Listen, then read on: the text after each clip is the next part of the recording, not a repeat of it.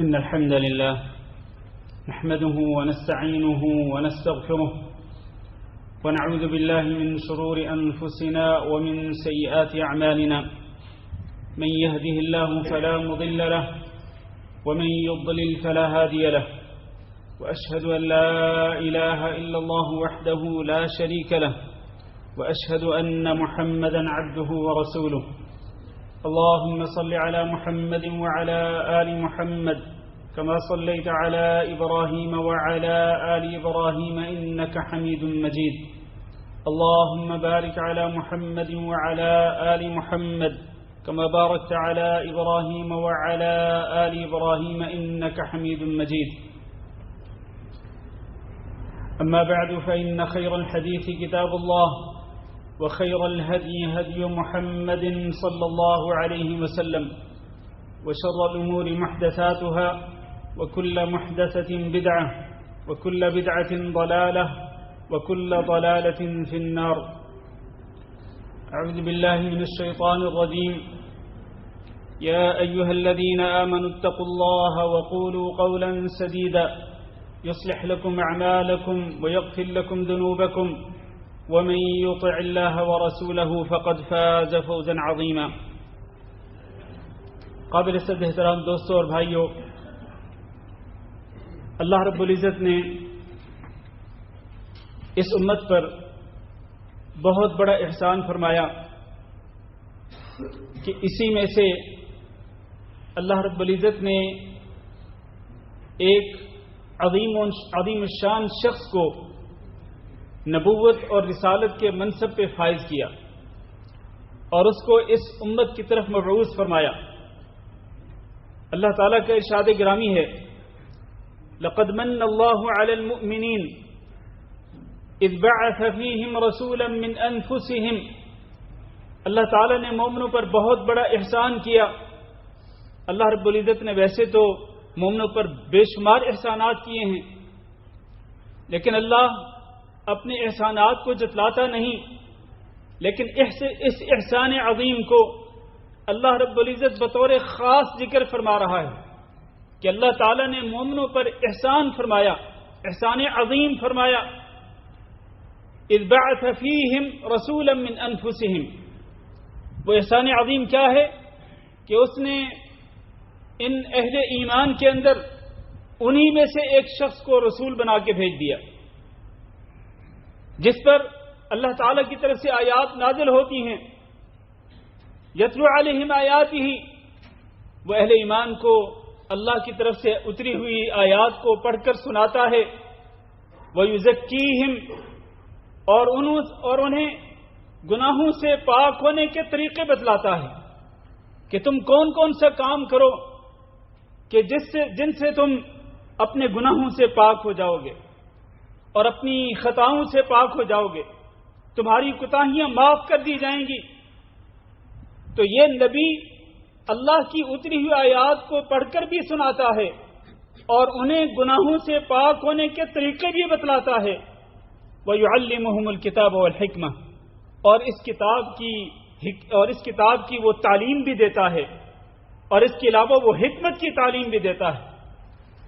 یعنی اس کتاب اللہ کی روشنی میں آپ نے اپنی زندگی کو کس طرح سے گزارنا ہے اس کا طریقہ بھی سکھلاتا ہے. زندگی گزارنے کا سلیقہ اور طریقہ اسی کو حکمت کہا گیا ہے، جو نبی صلی اللہ علیہ وسلم کی سیرت طیبہ کی روشنی میں اور آپ صلی اللہ علیہ وسلم کی احادیث اور آپ کے ارشادات گرامی اور آپ کے فرامین مبارکہ کی روشنی میں زندگی بسر کرنے کا جو طریقہ ہے اسی کو حکمت کہا گیا ہے. تو یہ نبی جو ہے اس کے گویا کہ اس کے 3 کام ہیں بنیادی طور پر، بلکہ 4 کام. ایک تو یہ کہ اللہ تعالیٰ کی طرف سے اتری ہوئی آیات امت کو، اہل ایمان کو پڑھ کر سناتے ہیں. دوسرا یہ کہ گناہوں سے پاک ہونے کے طریقے بتلاتے ہیں. تیسرا یہ کہ کتاب اللہ کی تعلیم دیتے ہیں. کتاب اللہ کے اندر اللہ تعالیٰ نے کن باتوں کا حکم دیا اس کی تعلیم دیتے ہیں. اللہ نے کن باتوں سے منع فرمایا ان کی تعلیم دیتے ہیں. اللہ رب العزت نے کیا کیا اس میں اخلاق اور آداب اور عقائد وغیرہ ذکر فرمائے، تعلیم دیتے ہیں. اور چوتھا یہ کہ زندگی گزارنے کا طریقہ بھی سکھلاتے ہیں. جبکہ اس سے پہلے، اس نبی کی بعثت سے پہلے ان لوگوں کی حالت کیا تھی؟ فرمایا وَإِن كَانُوا مِن قَبْلُ لَفِي ضَلَالٍ مُبِينٍ، اس سے پہلے وہ یقینی طور پر واضح اور کھلی گمراہی کے اندر تھے۔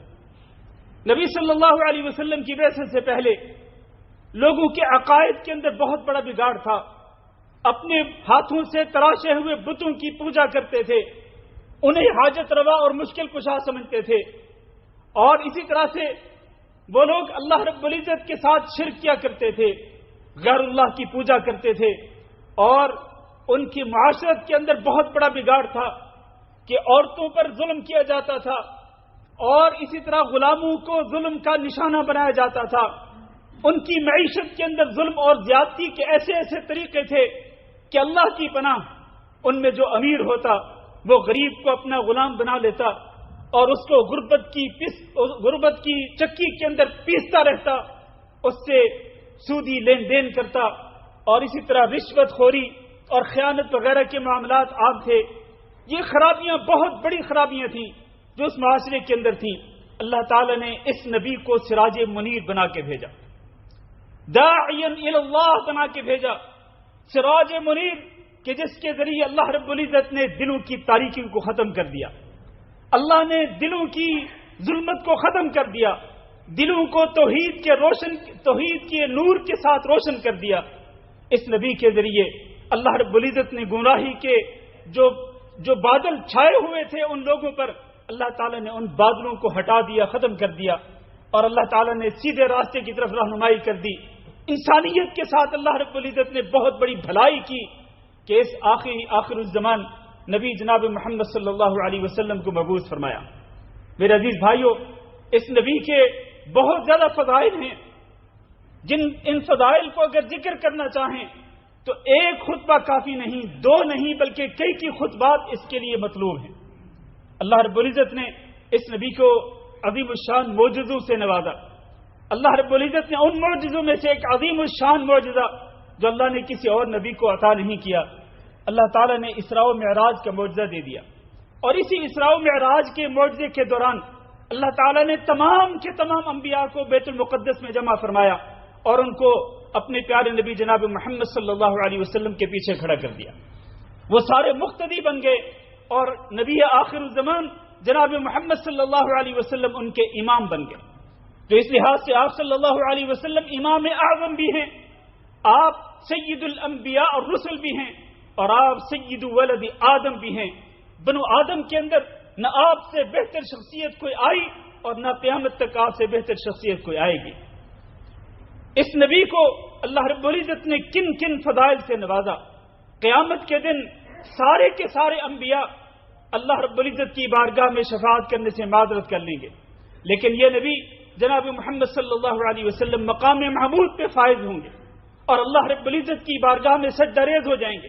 اللہ کی حمد و ثنا وہ بیان فرمائیں گے کہ اس حمد و ثنا کے الفاظ اللہ رب العزت اسی دن آپ صلی اللہ علیہ وسلم کے قلب میں نازل فرمائے گا، اور اللہ رب العزت آپ صلی اللہ علیہ وسلم کو الہام فرمائے گا اور آپ ان کلمات کے ساتھ حمد و ثنا بیان فرمائیں گے۔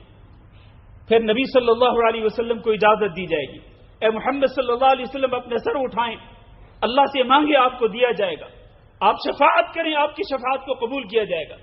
گویا کہ خود نبی آخر الزمان سید الانبیاء اور رسل علیہم الصلاۃ والسلام وہ بھی آپ صلی اللہ علیہ وسلم کی وہ بھی اللہ کی اجازت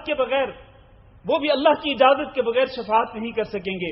اللہ کی اجازت ملے گی، آپ صلی اللہ علیہ وسلم شفاعت کریں گے، پھر آپ کی شفاعت کو قبول کیا جائے گا، لوگوں کے حساب و کتاب شروع ہوگا، آپ صلی اللہ علیہ وسلم سب سے پہلے شخص ہوں گے جن کے لیے جنت کے دروازے کو کھولا جائے گا، اور آپ صلی اللہ علیہ وسلم کو جنت کے سب سے اعلیٰ مقام پہ فائز کیا جائے گا، جس کو الوسیلہ کا نام دیا گیا ہے۔ ہم جو دعا کرتے ہیں اللہم رب هذه الدعوة التامة والصلاة القائمة آتی محمدا الوسیلہ، اے اللہ محمد صلی اللہ علیہ وسلم کو وسیلہ عطا کر دے۔ اس کا معنی کیا ہے؟ نبی صلی اللہ علیہ وسلم نے فرمایا الوسیلہ جنت کا سب سے اعلیٰ درجہ ہے، اس درجے پر صرف ایک ہی شخص جا سکے گا، اور مجھے اللہ تعالیٰ سے امید ہے کہ وہ بندہ میں ہی ہوں گا۔ نبی صلی اللہ علیہ وسلم کے لیے دنیا میں بھی بے شمار فضائل اور آخرت میں بھی بے شمار فضائل۔ عزیز بھائیوں، یہ عظیم الشان نبی ہمارے اس نبی کے ہمارے اوپر کچھ حقوق ہیں، تمام اہل ایمان پر کچھ حقوق ہیں. اہل ایمان پر لازم ہے کہ وہ اپنے اس نبی کے حقوق کو پورا کریں، اپنے اس نبی کے حقوق کو ادا کریں. آج ہم دکھ اور افسوس کے ساتھ کہتے ہیں، میں اپنے آپ کو شامل کر کے کہتا ہوں، ہم سارے کے سارے اہل ایمان ہم نبی صلی اللہ علیہ وسلم کے حقوق کی ادائیگی میں یقینی طور پر واضح طور پر کمی کوتاہی کا شکار ہیں. ہم نبی صلی اللہ علیہ وسلم کے حقوق ادا نہیں کر رہے. آپ صلی اللہ علیہ وسلم کے حقوق میں سے ایک حق یہ بھی ہے کہ آپ صلی اللہ علیہ وسلم پر سچا ایمان لایا جائے، دل کی گہرائی سے ایمان صادق جس کو کہا جاتا ہے. اللہ تعالیٰ نے قرآن مجید کے اندر ارشاد فرمایا فَآمِنُوا بِاللَّهِ وَرَسُولِهِ النَّبِيِّ الْأُمِّيِّ، لوگو اللہ پر بھی ایمان لاؤ اور اس رسول پر جو کہ نبی امی ہیں اس پر بھی ایمان لاؤ. یہ خطاب کس کو ہے؟ یہ خطاب اہل ایمان کو ہے، اور بلکہ اہل ایمان کے علاوہ سارے لوگوں کو ہے. یا ایھا الناس انی رسول اللہ الیکم جمیعا. لوگوں، اور اس خطاب کے اندر سارے کے سارے لوگ آتے ہیں. اس میں یہود و نصارہ بھی آتے ہیں، اس میں ہندو بھی آتے ہیں، اس میں مجوسی بھی آتے ہیں، اس میں دیگر اقوام بھی آتی ہیں، خود مسلمان بھی آتے ہیں. انی رسول اللہ الیکم جمیعا، میں تم سب کے سب لوگوں کی طرف رسول بنا کے بھیجا گیا ہوں. وہ سارے کے سارے لوگ جو دنیا میں کسی بھی جگہ پہ آباد ہیں، ان سب کی طرف محمد صلی اللہ علیہ وسلم ہی اللہ کے رسول ہے، اور آپ کے بعد کوئی اور نبی اور رسول نہیں آنے والا. آپ صلی اللہ علیہ وسلم کی آمد کے بعد اگر کوئی شخص آپ صلی اللہ علیہ وسلم پر ایمان نہیں لاتا تو اس کے بارے میں یقین رکھنا چاہیے کہ وہ شخص جہنمی ہے اور ہمیشہ ہمیشہ کے لیے جہنم میں رہے گا. وہ چاہے یہودی ہو، چاہے وہ نصرانی ہو، چاہے وہ تورات پر ایمان لانے کا دعویٰ کرتا ہو، چاہے وہ انجیل پر ایمان لانے کا دعویٰ کرتا ہو، چاہے وہ ہندو ہو، کوئی مجوسی ہو، اگر وہ محمد صلی اللہ علیہ وسلم پر ایمان نہیں لایا، آپ کی نبوت پر، آپ کی رسالت پر، اور آپ کو اللہ کا آخری نبی نہیں مانا، اس کے بارے میں 100% 100% یقین رکھنا چاہیے، مضبوط ایمان رکھنا چاہیے کہ وہ شخص جہنمی ہے اور ہمیشہ ہمیشہ کے لیے جہنم میں جائے گا. اس معاملے کے اندر کسی قسم کی لچک نہیں ہے.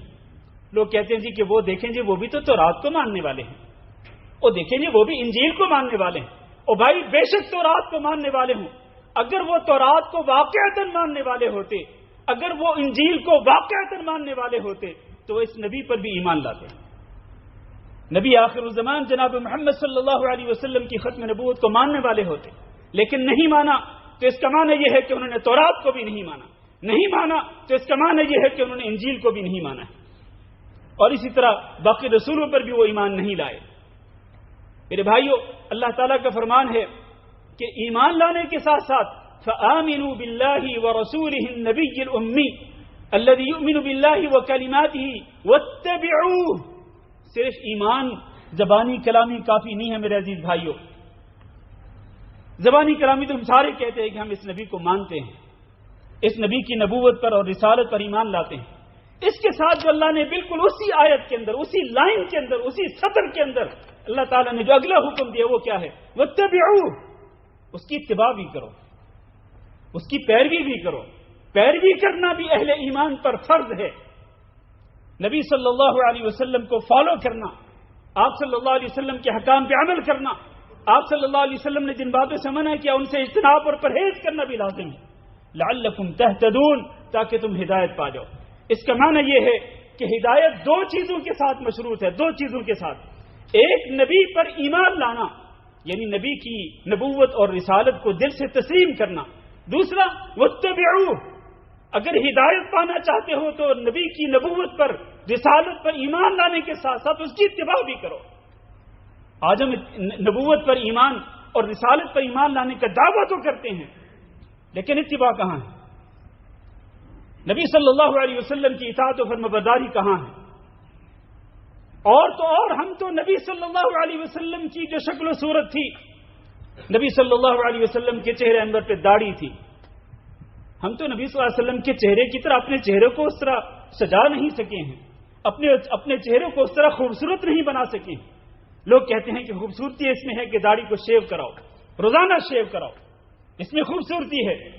اور پلس اس میں بیویوں کی ڈیمانڈ بھی یہی ہوتی ہے والعیاذ باللہ. اور میرے بھائیوں، اگر یہ حسن و جمال کی علامت ہے تو پھر سب سے پہلے حسن و جمال کی یہ علامت کس میں ہوتی؟ ہمارے پیارے نبی جناب محمد صلی اللہ علیہ وسلم میں ہوتی. لیکن پیارے نبی تو داڑھی رکھ رہے ہیں اور آپ فرما رہے داڑھی کو معاف کر دو، داڑھی کو چھوڑ دو، داڑھی کو لٹکاؤ، داڑھی کو بڑھاؤ. یہ نبی صلی اللہ علیہ وسلم کے احکامات ہیں. اور تو کہاں گئی وہ اتباع؟ جھوٹ ہم بولتے ہیں، فراڈ ہم کرتے ہیں، خیانت ہم کرتے ہیں، ملاوٹ ہم کرتے ہیں، رشوت ہم دیتے لیتے ہیں، سودی لین دین ہم کرتے ہیں، اور دعویٰ یہ ہے کہ ہم نبی کی نبوت پر رسالت پر ایمان لاتے ہیں. کہاں ہے وہ اتباع؟ واتبعوہ، یہ اللہ رب العزت کا حکم ہے کہ نبی کی نبوت اور رسالت پر ایمان لانے کے ساتھ ساتھ اس کی اتباع بھی کرو. آج ہم اپنی گریبان میں جھانک کے دیکھیں ہم کہاں تک نبی صلی اللہ علیہ وسلم کی اتباع کر رہے ہیں. یہ ایک واضح کمی کوتاہی ہے ہمارے اندر. ہمیں اعتراف کرنا پڑے گا، دل و جان سے ماننا پڑے گا کہ ہم نبی صلی اللہ علیہ وسلم کی اتباع کرنے میں اور آپ کو فالو کرنے میں ہم بہت ہی بڑے کوتاہ واقع ہوئے. یہ کوتاہی ہمارے اندر موجود ہے اور ہمیں اللہ رب العزت سے معافی مانگنی پڑے گی.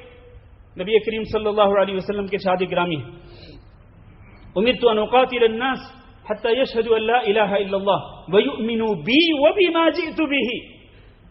یہ فرمان ہے نبی صلی اللہ علیہ وسلم کا کہ مجھے اس بات کا حکم دیا گیا ہے کہ میں لوگوں سے قتال کروں، لوگوں سے میں جنگ کروں. کب تک ان سے جنگ کروں؟ حتی یشہدوا ان لا الہ الا اللہ، یہاں تک کہ وہ گواہی دیں کہ اللہ کے سوا کوئی معبود برحق نہیں. وَيُؤْمِنُوا بِي، اور میرے اوپر بھی ایمان لائیں. اور صرف میرے اوپر نہیں، وَيُؤْمِنُوا بِمَا جِئْتُ بِهِ، میں یہ جو قرآن اللہ کی طرف سے لایا ہوں، یہ جو اللہ رب العزت کی طرف سے دین اور شریعت کو لایا ہوں، زندگی گزارنے کا جو سلیقہ لایا ہوں، اس پورے دین پر جب تک یہ ایمان نہیں لائیں گے اس وقت تک مجھے اس بات کا حکم ہے کہ میں ان سے قتال کرتا رہوں. یہ نبی کے فرامین ہیں جو آپ کو پڑھ کے سنا رہا ہوں. یہ قصے کہانیاں نہیں میرے عزیز بھائیوں، سچے فرامین ہیں نبی صلی اللہ علیہ وسلم کے. اور آپ صلی اللہ علیہ وسلم پر ایمان لانے کا جو عہد ہے یہ تو اللہ تعالیٰ نے انبیاء سے بھی لیا تھا. میں اور آپ کیا ہیں، میرے اور آپ کی حیثیت کیا ہے؟ اللہ تعالیٰ نے تو تمام کے تمام انبیاء کو جمع کر کے ان سے عہد لے لیا تھا. کس بات کا؟ اللہ نے فرمایا وَإِذْ أَخَذَ اللَّهُ مِيثَاقَ النَّبِيِّينَ لَمَا آتَيْتُكُم مِّن كِتَابٍ وَحِكْمَةٍ. اللہ تعالیٰ نے تمام نبیوں سے عہد لیا کہ جب میں تمہیں کتاب و حکمت دوں گا، ثُمَّ جَاءَكُمْ رَسُولٌ، پھر تمہارے ہی دور میں اگر رسول آ گئے، مُصَدِّقًا لِمَا مَعَكُمْ، جو تمہارے پاس جو کچھ ہے کتاب و حکمت کی تعلیمات ہیں وہ ان کی تصدیق کرنے والا ہوگا. اگر تمہارے ہوتے ہوئے وہ رسول آ گئے یعنی محمد صلی اللہ علیہ وسلم، تو اللہ تعالیٰ نے عہد لیا ان انبیاء سے کہ لَتُؤْمِنُنَّ بِهِ وَلَتَنْصُرُنَّ، کہ تم سارے کے سارے اس نبی پر بھی ایمان لاؤ گے، اور صرف ایمان لانا کافی نہیں بلکہ اس کی نصرت بھی کرو گے. ایمان بھی لاؤ گے، نصرت بھی کرو گے. یہ دو چیزیں ہیں، صرف ایمان نہیں، ایمان کے ساتھ ساتھ نصرت بھی کرو گے. کیا آج ہم ایمان تو لانے کا دعویٰ کرتے ہیں لیکن کیا ہم نبی کی نصرت بھی کر رہے ہیں؟ سب سے پہلے نبی کی نصرت یہ ہے کہ نعرے نہ ماریں کہ نبی کی حرمت پہ جان بھی قربان ہے، لیکن جب جان قربان کرنے کا موقع آتا ہے تو گھروں میں چھپ کے بیٹھ جاتے ہیں. یہ صرف نعرے ہوتے ہیں، زبانی کلامی دعوے کرتے ہیں.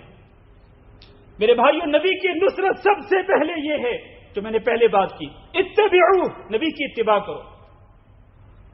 نبی کی اتباع کر کے اپنے آپ کو عملی طور پر مسلمان ثابت کرو. ہم زبانی کلامی مسلمان رہ گئے ہیں، عملی طور پر مسلمان نہیں رہے ہیں.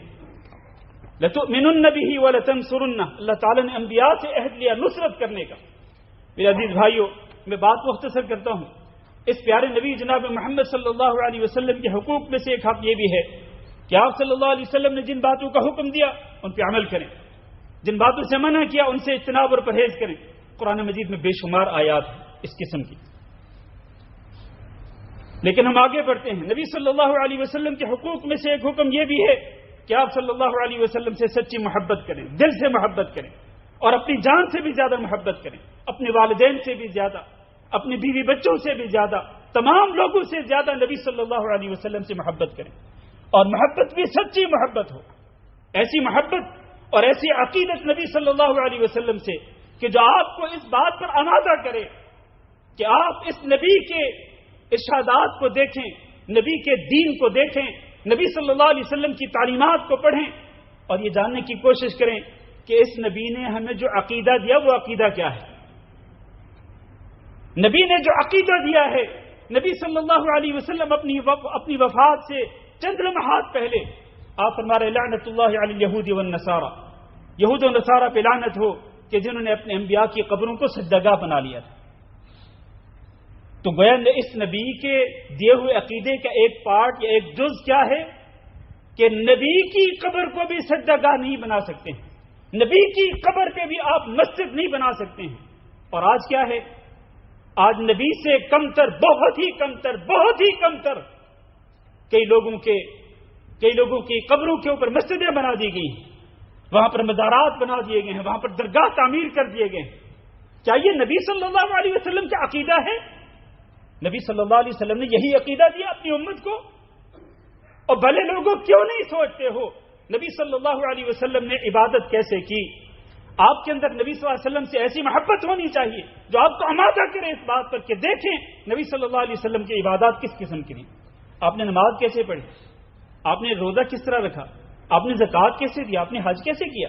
آج ہم میں سے ہر شخص نماز اپنی مرضی سے پڑھ رہا ہے، کسی کو کوئی پرواہ نہیں، الا ماشاء اللہ، میں سب کا نہیں کہہ رہا، بہت کم لوگ ہیں جن کے اندر یہ حرص ہوتی ہے، کوشش یہ ہوتی ہے کہ وہ اپنی نماز کو محمدی نماز کے مطابق بنائیں، نبی صلی اللہ علیہ وسلم کی نماز کے مطابق اپنی نماز کو بنائیں۔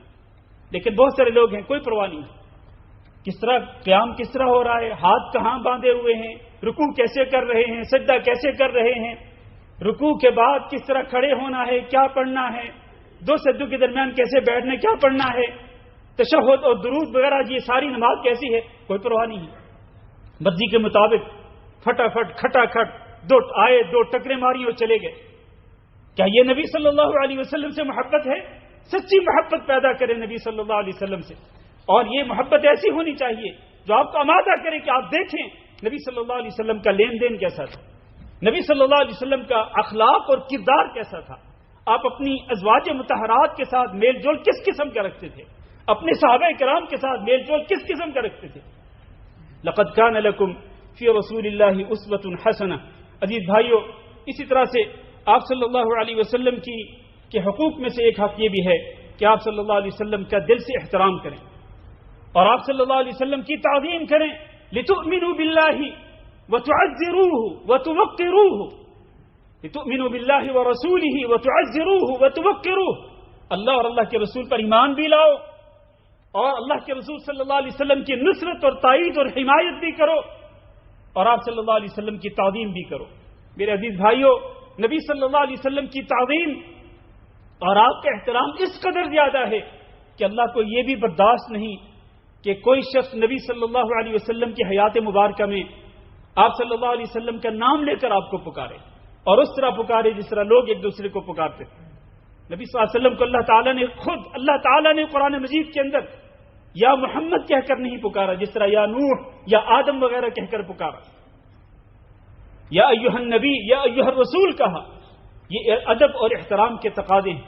تو میرے بھائیو، یہ جو سارے حقوق ہیں جن کو میں نے مختصر الفاظ کے اندر بیان کیا، اس کے علاوہ اور بھی بہت سارے حقوق ہیں، ان سارے حقوق کو ادا کرنا ضروری ہے اور اپنے نبی کے مقام کو پہچاننا ضروری ہے، اپنے نبی کے مقام و مرتبہ کو اور آپ کے فضائل کو پہچاننا ضروری ہے، آپ کی سیرت طیبہ کا مطالعہ کرنا ضروری ہے، آپ کی احادیث مبارکہ کو پڑھنا ضروری ہے۔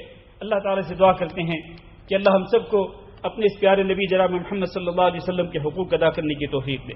استغفر اللہ لی ولکم ولسائر المسلمین فاستغفروہ انہ هو الغفور الرحیم۔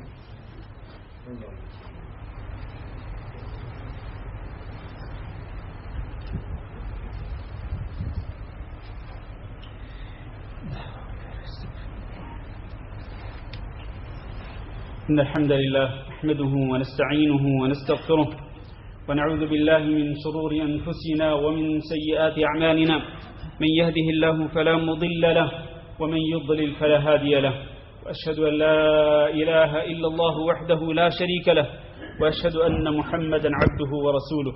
اللهم صل على محمد وعلى آل محمد كما صليت على إبراهيم وعلى آل إبراهيم إنك حميد مجيد اللهم بارك على محمد وعلى آل محمد كما باركت على إبراهيم وعلى آل إبراهيم إنك حميد مجيد أما بعد عزیز القدر بھائی اور دوستو، جیسے کہ آپ جانتے ہیں کہ مختلف اوقات کے اندر ایسے بدبخت لوگ آتے رہتے ہیں کہ جو ہمارے اس پیارے نبی جناب محمد صلی اللہ علیہ وسلم کی گستاخی کرتے ہیں اور آپ صلی اللہ علیہ وسلم کی شان اقدس میں گستاخانہ کلمات کہتے ہیں. کئی آتے ہیں تو گستاخانہ خاکے بناتے ہیں، کئی آتے ہیں تو آپ صلی اللہ علیہ وسلم کے بارے میں، آپ کی شان اقدس کے بارے میں گستاخانہ کلمات کہتے ہیں. کئی آتے ہیں اور آپ صلی اللہ علیہ وسلم کی شریعت کا مذاق اڑاتے ہیں.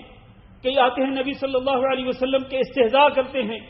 اللہ تعالیٰ نے واضح الفاظ کے اندر قرآن مجید کے اندر ارشاد فرمایا اِنَّا كَفَيْنَاكَ الْمُسْتَهْزِئِينَ. یہ جتنے مذاق اڑانے والے لوگ ہیں، آپ کا مذاق اڑانے والے، آپ کے دین اور آپ کی شریعت کا مذاق اڑانے والے، یہ جتنے بھی بدبخت لوگ ہیں، ان لوگوں کے مقابلہ کرنے کے لیے اللہ فرماتے ہم ہی کافی ہیں. اللہ رب العزت کافی ہیں ان تمام مذاق اڑانے والوں کا مقابلہ کرنے کے لیے.